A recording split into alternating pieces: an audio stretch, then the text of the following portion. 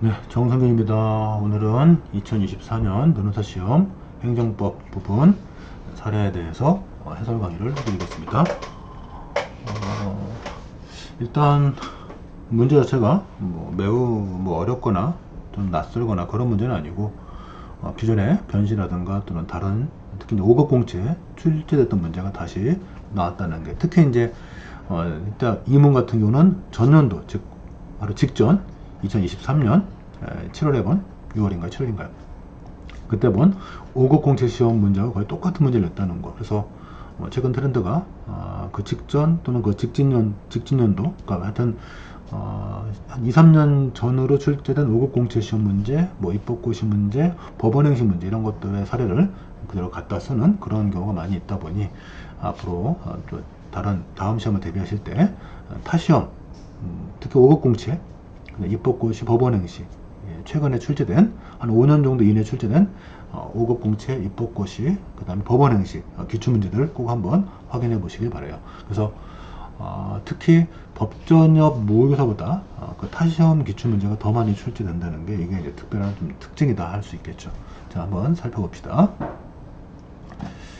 자, 그 1문의 4문이 행정법 문제인데 지금 포인트는 이게 이제 갑과 을이 연금을 신청하러 갔다가 거부당했는데 이 거부가 처분성이 인정돼서 항고소송을 제기해야 되는 거냐, 아니면 어차피 연금 받을 권리가 있다 보니 바로 당사자 소송으로 연금 지급을 청구할 수 있는 거냐. 그래서 거기에 따라서 결국 처분성이 있나 없나, 처분성이 없을 때 결국 당사자 소송 제기할 수 있다, 이제 그거를 물어보고 싶었던 문제거든요. 그래서 1문에서 사실 그 4문의 자금 문제 1문과 2문은 연결된 문제예요. 어차피 갑과 을이 같은 위치다 보니. 자, 한번 같이 봅시다. 자, 제가 만약에 수험생이라면 가장 중요하게 챙길 문구가 바로 요 문구예요. 문제 첫 번째 줄. 공무원 연금법상 퇴직연금 수급자였던 갑과 을. 여기 퇴직연금 수급자, 이미 받고 있는, 즉 퇴직연금을 받고 있단 말이죠. 연금을 지금 받고 있는데 여차저차해서 연금이 정지됐다. 우리 판례에 따르면 일단 이런 경향이죠. 판례에 따르면 오른쪽에 보세요.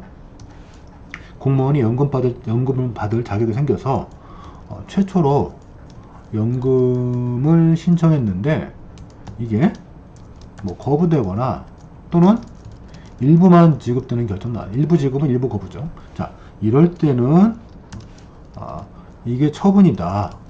이런 거부라든가 일부 지급이 처분이니까 뭐 하라고요? 항고소송을 제기하라 라는 거고. 자, 두 번째, 이미 연금을 이미 연금 받고 있는 자예요. 이미 연금 수급자인데 이자가 법령 개정에 의해서, 관련된 법령 개정에 의해서, 그래서 연금을 못 받게 되니까 달라고 신청했는데 거부되거나 또는 일부만 준단 말이죠. 다 주지 않고. 이미 연금 받고 있었는데 법령 개정에 의해서 연금이 덜 나오니까 더 주세요 라고 신청했는데 안 준다, 거부. 조금만 줄게, 일부 지급. 자, 이럴 때는 이 거부라든가 일부 지급 결정이 행정처분이 아니다. 그러니 이때는 당사자 소송 제기할 수 있다. 그래서 처분이 아니니까 어쨌든 공법상의 법률관계 상황에 안 들어가 있고 이미 연금 수급자로서 돈을 받을 권리가 있으니까 이때는 당사자 소송을 제기한다. 그러니까 한칸 떼어볼까요? 자, 처분이 아닐 때는 결국 취소송을 제기하고, 그래서 처분이면 취소하고, 그러니까 결국 이게 이렇게 두 가지란 말이죠. 잘 확인해 보세요. 그래서 최초 연금을 신청했다. 최초 연금을 신청한 자인데 거부당하거나 일부 지급 결정 받았다. 이건 일부 지급 결정된 거부가 처분이니까 항고소송, 즉 취소소송을 대표로 하는 항고소송을 제기하고, 갑시다. 항고소송을 제기하고, 그 다음에 이미 연금을 받고 있는데 법령 개정에 의해서 연금이 안 나오거나 일부만 지급됐을 때, 이때는 이 거부라든가 일부 지급 결정이 처분이 아니니까 이때는 항고소송 하시지 마시고 당사자 소송으로 연금 지급을 청구하라. 그래서 1문과 2문은 이걸 물어본 거예요. 동시에. 그래서 4문의 1문 의리 제기한 이 사건 취소 소송의 대상적 격 검토하시오. 뭐 결론은 처분이 아니다 그 얘기죠. 그래서 거부가 취소 소송의 대상이 되기 위해서 우리 판례에 따르면 공변신은 뭐 다 우리가 다 아는 두 문자죠. 혹시 모르는 분들 위해서 각주 1번에 써놨으니까 확인해 보시고, 그래서 공변신 차원에서 살펴보면 3번 퇴직연금 거부가 취소 소송 대상인지를 살펴볼게요. 첫 번째, 공과 관련해서 일단 공무원연금관리공단이 행정청이니까 연금관리공단의 결정은 처분이 될 수 있다. 그거 하나. 이거는 못 쓴 분도 좀 있을 것 같아요. 이거 꼭 신경 쓰고, 그 다음에 이 공과 관련해서 공무원연금관리공단의 퇴직연금 지급 결정의 공권력 행사 또는 그 밖에 이에 준하는 행정작용이냐. 자, 오른쪽에 필기한 거를 써놓은 거예요. 그래서 최초 연금 지급을 신청한 자에 대한 지급 거부 결정 또는 일부 지급 결정 이런 것들은 행정처분이다. 그렇지만 이미 받고 있었는데 법령 개정에 의해서 연금의 일부나 전부가 지급이 정지되었다. 이럴 때는 지급 거부 결정 또는 일부 지급 결정이 처분이 아니니까 이럴 때는 항고소송 하시지 마시고 바로 너는 원래 연금 받을 권리 있으니 당사자 소송을 제기해서 연금 지급 청구 소송을 제기할 수 있다. 그러니까 이때 연금 지급 거부 의사 표시는 관념의 통지에 불과하다라는 거죠. 그래서 요거를 알고 있는지, 요거는 이 문제는 제가 밑에 써놨지만 제 2회 때인가 제 기억에 2회인가 3회로 알고 있는데 그때 변시에 출제됐던 문제예요. 그래서 이미 같은 유형, 제 기억에 2회 변시 그때 유사 문제가 출제됐었고 그걸 다시 한번 반복한 거죠. 자, 그러므로 확인해 봅시다. 자, 답안의 사안의 경우 해가지고 결국은 이 사건 지급 거부 결정은 처분이 아니니까 사안의 해결 대상적 경우별로 각하될 거다.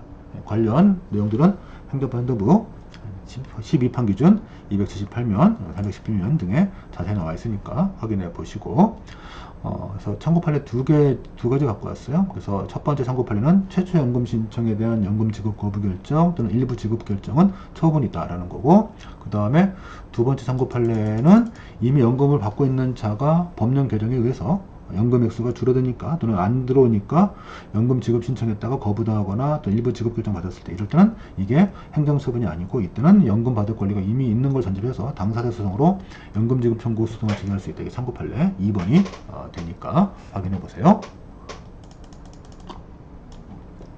자, 그 다음에 2문, 4문의 2문 뭐 같은 유형이죠. 그래서 병이 지급 정지된 퇴직연금을 받기 위해서 제기할 수 있는 소송은 뭐냐 도대체? 당사자 소송이죠. 그래서 항고소송, 당사자 소송 어떻게 구별할 거냐? 결국 연금 지급받을 권리가 행정청의 지급 결정에 의해서 비로소 권리가 확정되면 그게 처분이니까 그때는 공정력을 제거하기 위한 취소 소송을 제기할 거고, 이미 연금 받을 권리가 이미 확정된 상태다. 그러면 그 권리를 청구하는 당사자 소송으로 권리 이행을 청구할 수 있다. 이게 이제 판례가 제시하는 기준이고, 그래서 3번에 가서 이미 지급 정지된 퇴직연금을 받기 위해서 병이 제기할 수 있는 소송은 일단은 지급 결정 또는 지급 거부 결정이 처분이 아니니까 항고소송은 제기할 수 없고, 이미 연금을 받던 자니까 그 권리를 이행해달라 요청하는 차원에서 연금 지급 청구 소송을 제기할 수 있다. 이걸 당사자 소송으로 간다라는 거죠. 그래서 4번에 연금관리공단, 지금 연금공단이죠. 공무원연금공단을 피고로 삼아가지고 당사자 소송으로 항고소송을 제기하는데, 죄송합니다. 당사자 소송으로 행정법원에 제기하는데, 포인트는 연금공단은 항고소송에서도 피고가 되고 당사자 소송에서도 피고가 될 수 있다. 왜냐하면 연금공단은 일단 법주체로서 권리 의무의 귀속 주체니까 일단 당사자 소송을 제기할 때도 행소법 39조에 따라 항고소송에 당사자 소송에 피고될 수 있고, 연금관리공단을 상대로 항고소송을 제기할 때도 연금관리공단은 국가로부터 권한을 위탁받은 한도 내에서는 또 행정청의 지를 같이 가지니까 항고소송을 제기할 때도 연금공단이 피고가 될 수 있다. 그래서 옛날 표현이 연금관리공단이니까 제 표현이 붙었는데, 어쨌든 공무원 연금공단은 항고소송을 제기할 때도 당사자 소송을 제기할 때도 피고가 된다. 지금은 당사자 소송을 제기할 때도 행소법 39조에 따라 연금공단이 권리 의무의 귀속 주체, 즉 공법인으로서 당사자 소송의 피고가 될 수 있다. 그 얘기를 적어주면 충분히 더 좋은 정책을 받을 수 있었을 거예요. 자, 넘어갑시다. 자, 그 다음에 이 2문이 문제인데, 이 2문은 직전 연도, 즉 2023년 5급 공채에 나왔던 문제를 거의 98% 정도를 거의 갖다 쓴 문제예요. 그래서 아마 제 수업을 들었던 친구들은 제가 항상 수업 때 강조하는 게 그 전년도 전전년도 5급 공채 시험 문제는 꼭 풀어봐라. 그리고 시간 되면 입법고시, 그 다음에 법원행시도 풀어봐라 라고 말씀드리는데, 풀어보셨던 분들은 상당히 기분 좋게 이 문제를 답을 썼을 거고, 안 풀어보신 분들은 상당히 고생을 많이 했을 거예요. 왜냐면 이 판례 자체가 되게 어렵기도 하고, 그 다음에 뒤에서 보겠지만 이 사건 이 사건 규칙, 그러니까 비군수가 만든 예규, 요게 자칫 잘못 생각하면 법령보충규칙으로서 법규성이 있다라고 오해할 수도 있거든요. 그런 오해 소지가 있어가지고 제가 수업 때 강의할 때, 판례개법 강의하거나 할 때, 또 최신 판례 강의할 때마다 이 판례 강조하면서 이거 되게 오해하기 쉬우니까 이거 행정규칙이니까 오해하지 말라라고 누누이 강조했다.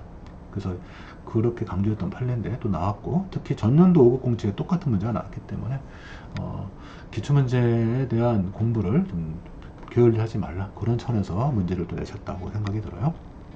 어쨌든 제가 다시 한번 강조하지만 법전협 모의사가 출제되는 일은 많지 않고, 오히려 변시가 반복되거나 또는 타시험, 특히 5급 공채 시험 문제 출제 많이 되고, 뭐 기타 최근에 법원행시라든가 입법고시에도 변시에 나올 문제들이 많이 있거든요. 그런 것들을 좀 눈여겨보시는 게 공부하시는 요령이라고 생각됩니다. 자, 그러면 일단 이 문의 1문부터 읽어볼게요.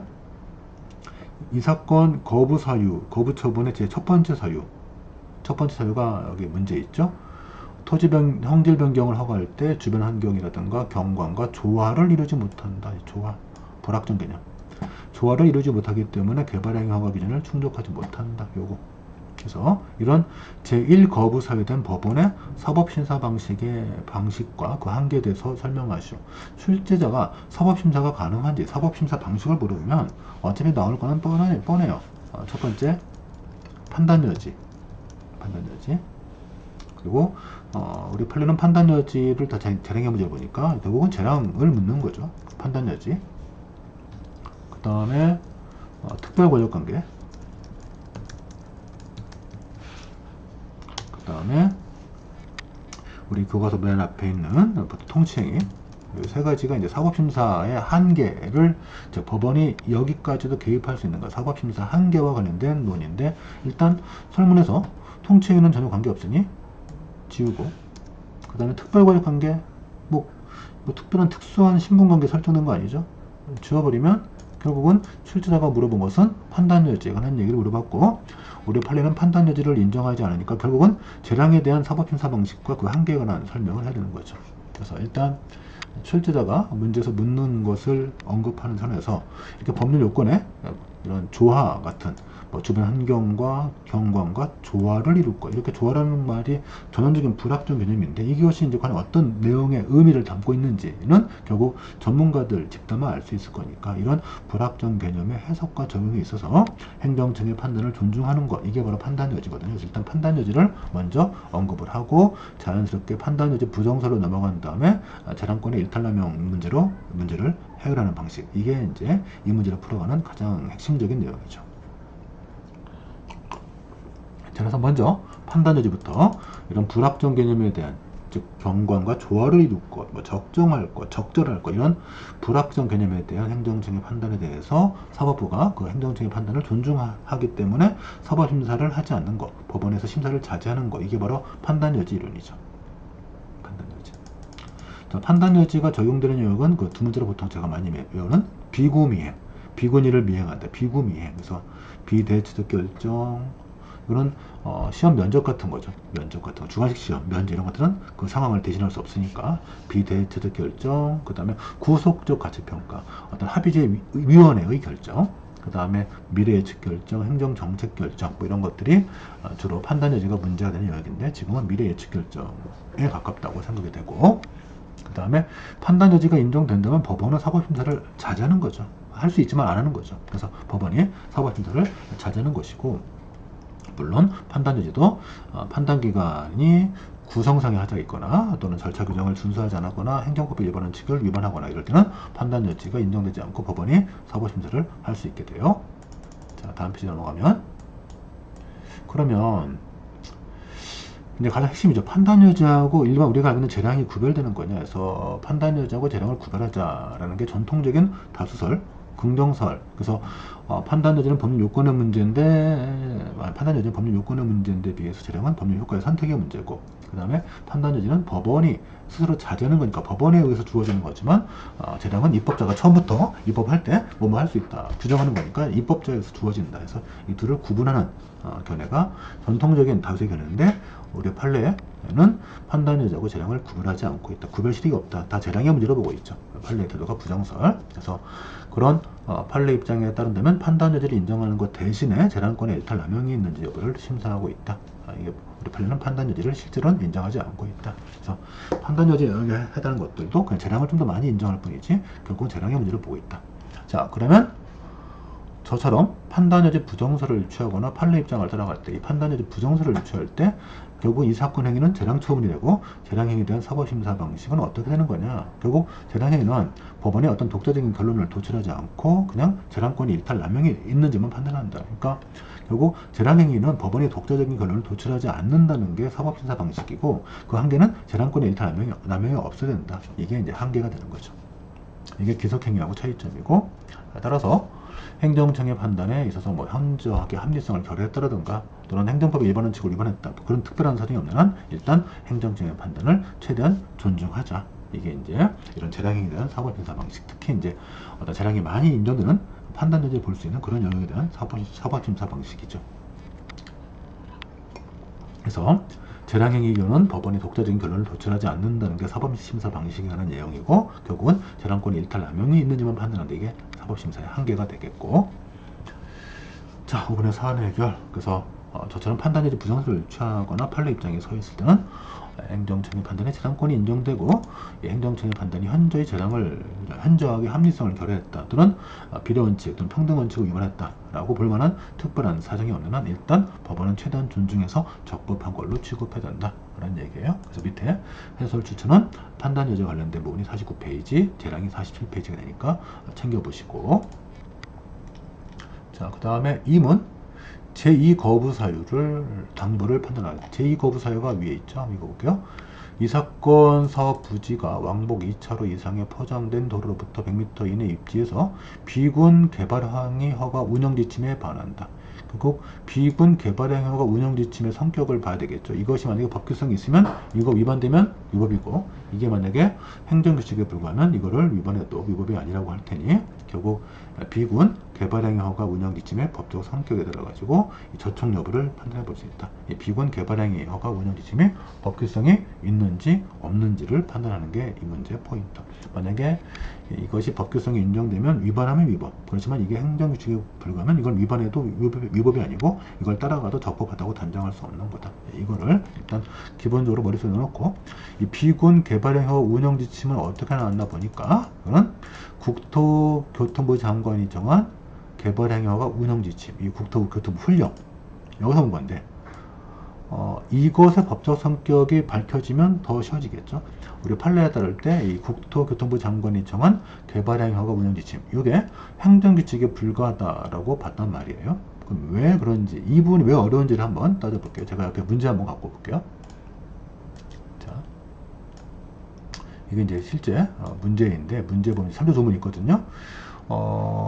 변호사 시험은 법전에 국토계획법이 없기 때문에 국토계획법을 이렇게 주시죠.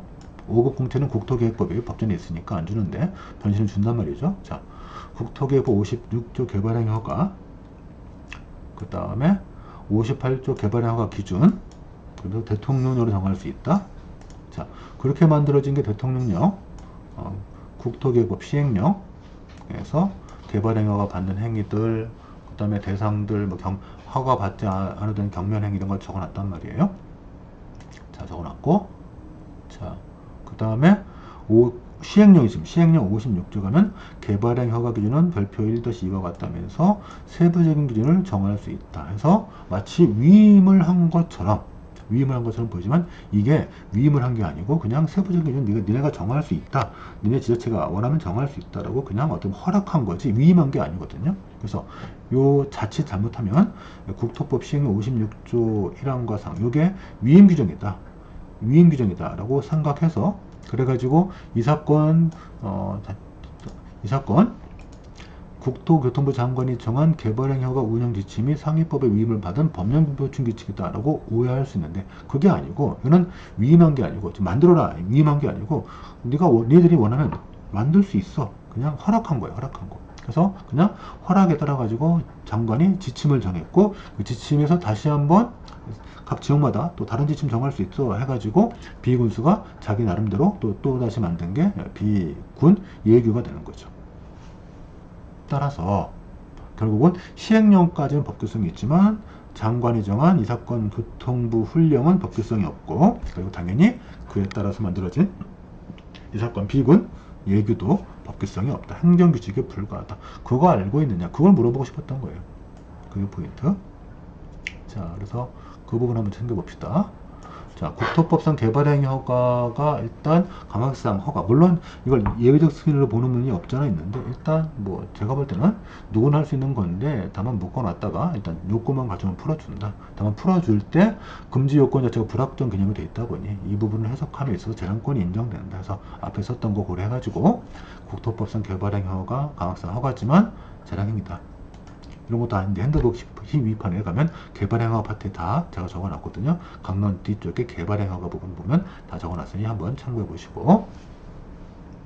자, 이 사건 각 지침의 법적 성격 해가지고 행정위법에 대한 법적 성격, 위임설, 실질설, 형식설. 그래서 형식설 일단 헌법이 개정한 대통령령, 총리령, 부령, 뭐 그 다음에 대법원 규칙, 헌재 규칙, 감사원 규칙 이런 것들만 법규성이 있고 나머지는 법규성이 없다 라는 형식설. 그래서 형식설 따르면 이 사건 지침 등은 당연히 법규성이 없겠죠.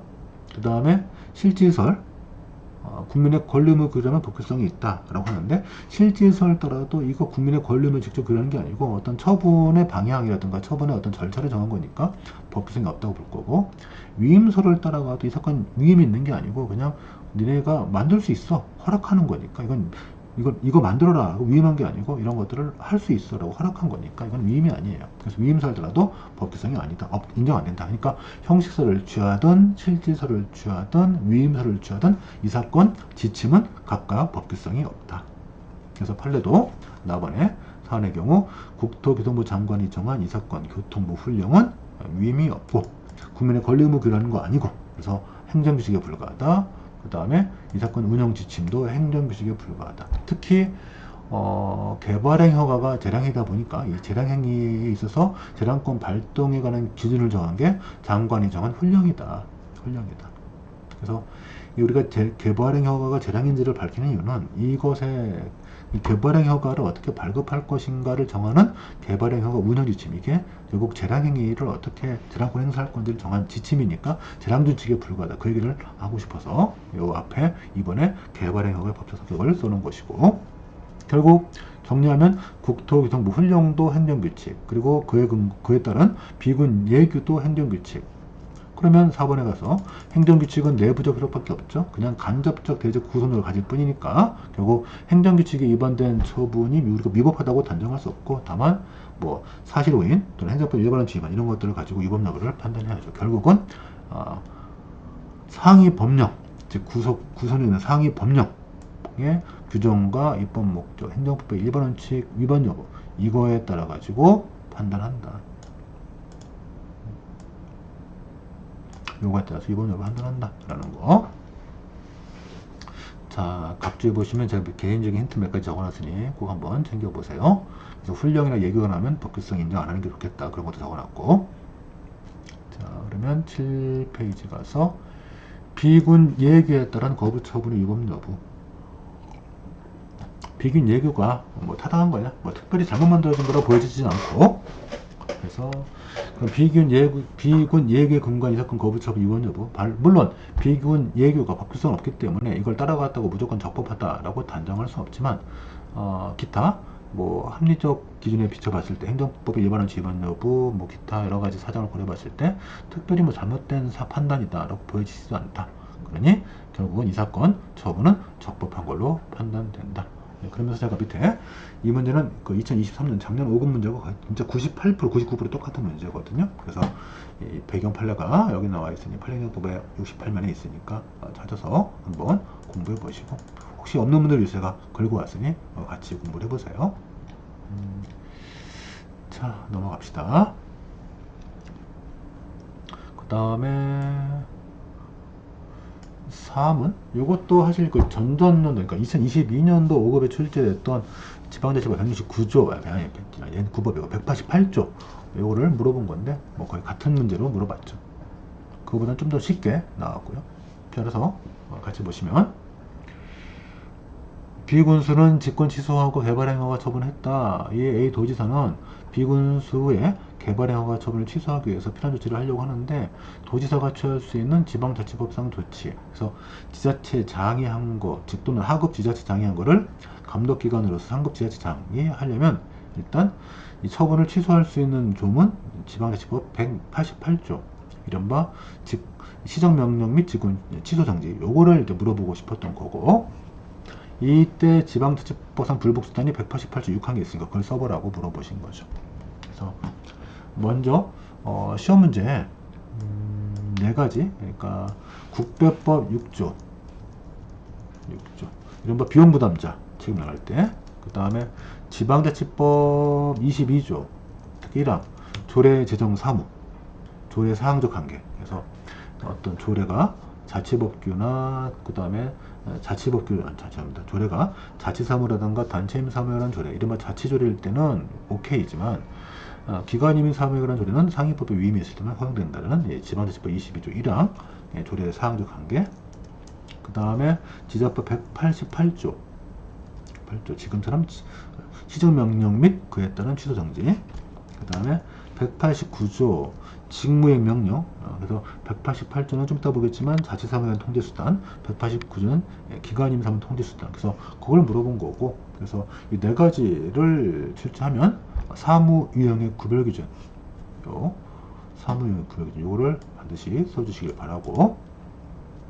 자, 참고로 188조, 189조 비교하면 188조, 지자법 188조는 얘는 자치사무하고 단체임 사무 통제수단, 근데 단체임 사무가 실무상 거의 없으니까 지자체장에 대한, 즉 기초지자체장에 대한 광역지자체장 또는 장관의 통제수단, 또는 광역지자체장의 처분에 대한 국가기관의 통제수단, 그래서 이런 자치사무의 통제수단이, 즉 자치사무에 대한 감독청의 통제수단이 188조고, 189조는 직무의 명령에는 기관임 사무, 심부름 시켰는데 왜 안 하냐, 빨리 하라, 그래서 기관 위임 사무의 대표적인 통제수단이 189조. 그래서 이 두 가지만 구분을 잘 알고 있어도 문제를 푸는데 아주 큰 도움 받았을 거예요.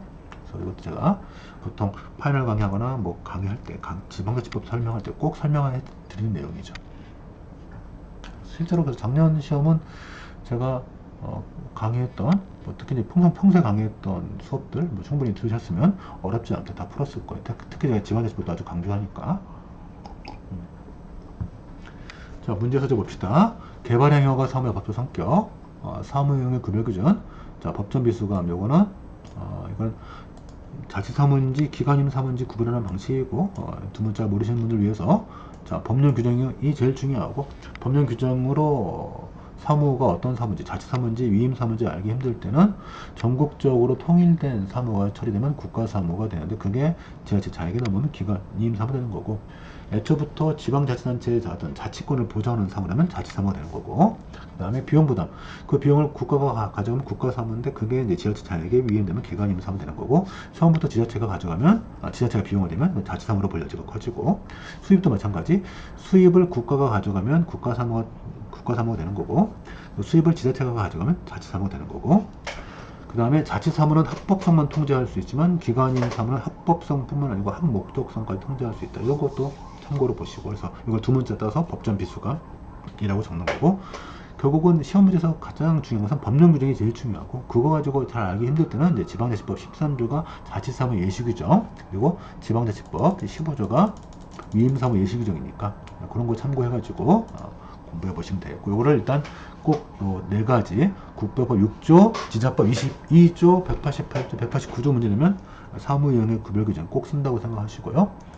이 사건은 그 주어진 참조정문 국토기획부 보면 개발행 허가권자가 애초부터 처음부터 지자체장이라고 명확하게 나와 있으니 자치사무라고 볼 것이다. 그래서 일단 자치사무로 볼 수 있다. 법률 규정이 명확하다. 자치사무로 볼 수 있다.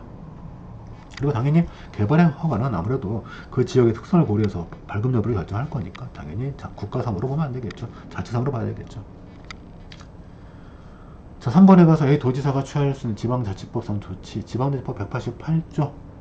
그래서 시정명령 및 그에 따른 취소정지고, 이때 시정명령 및 취소정지의 대상이 되는 지방자치단체장의 행위는 행정처분인 게 대부분이겠지만 행정처분이 아니라도 상관없다. 다행히 이 사건 처분은 이 사건의 행정처분이었고 행정처분이 아니라도 상관없다. 한정되지 않는다. 그거. 그 다음에 시정명령이나 취소정지를 할 수 있는 사무용은 일단 자치사무하고 단체임사무인데 단체임사무가 거의 없다 보니 자치사무라고 생각하시면 되겠어요. 그래서 자치사무 통제수단이 188조고 상관이 감독청이 시킨 기관임사무를 이행하지 않을 때 통제수단이 189조의 직무의 명령이 되는 거고, 그래서 189조만 쓰면 돼요. 188조만 쓰면 되는 거고. 자, 그러면 이제 4번에 가서 비군수는 어떤 지방자치법도 어떻게 불복할 거냐? 어떻게 불복할 거냐? 일단 시정명령에 대해서는 제소가 불가능하죠. 법조문상 막혀 있기도 하고 시정명령은 내부 행위일 뿐 행정처분이 아니다 해서 판례가 막아놨고, 결국은 나번에 따라서 시정명령을 이행하지 않았을 때 그 취소 정지 행위 요것만 제소할 수 있다. 그러니까 자치사무를 이행하지 않아서 자치사무에 대해서 뭐 지자체장이 뭔가 처분했을 때 그거 하지마 라고 시정명령 했지만 그 부분에 대해서는 불복할 수 없고 나중에 시정명령에 대해서 불이행하니까 그 취소 정지하면 그때 그걸 들고 법원에 제소할 수 있다 그 말이죠. 자, 이 부분 순차적으로 설명해 드리면, 예를 들면 어떤 지방자치단체 자치사무에 대해서 지자체장이 어떤 뭐 처분 했단 말이죠. 이 처분에 꼭 이제 이 처분이 행정처분에 한정되지 않지만 이제 이 사건처럼 어떤 처분했다. 그럴 때 이에 대해서 감독청, 만약에 기초지자체장, 뭐 시군구청 등에 대해서는 시도지사가 감독청이고, 그 다음에 1차 감독청이고 장관이 2차 감독청 되겠고, 광역지자체장의 처분이면 장관이 감독청이 되겠죠. 그래서 지자체장이 처분했는데 감독청이 시정을 명령할 수 있고, 이 시정명령에 대해서는 제소할 수 없다는 얘기죠. 그래서 시정명령을 불이행하면 나 안 할 거야 라고 불이행하면 이제 와서야 그 이후에 감독청이 그 지자체장의 처분을 지자체장의 처분, 자, 바꿀게요. 지자체장의 처분을 직접 취소 또는 정지하거든요. 요걸 들고 이에 대해서 제소 가능하다. 그래서 요거를 제소할 수 있다. 요거를 지자체장이 제소할 수 있다. 요게 이제 188조 6항이죠. 지자법. 그러니까 이런 구조로 되어 있으니까 한번 확인해 보시고 이렇게 간다. 이렇게 하는 거죠.